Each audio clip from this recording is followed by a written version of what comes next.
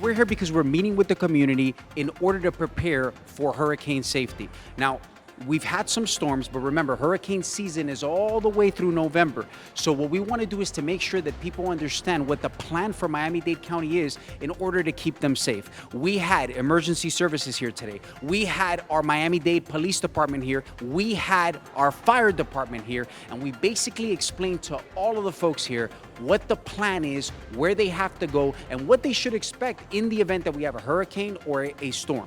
Our preparation begins long before the storm. MDPD is in collaboration with our fire department as well as our emergency management when it comes to making sure that the citizens of Miami-Dade County are safe. We do work closely with our local and state and our federal partners to coordinate our efforts. The collaboration allows for us to effectively manage the logistics of evacuation, resources, our distribution, as well as our emergency responses.